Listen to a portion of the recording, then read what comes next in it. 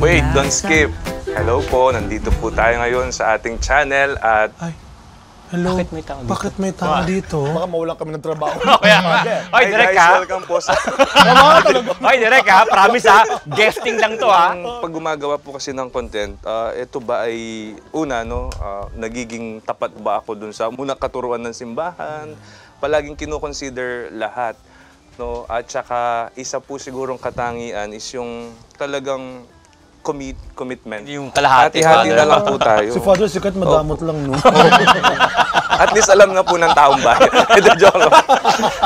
Pero nandun po talaga na hinahanap-hanap pa rin ng mga tao.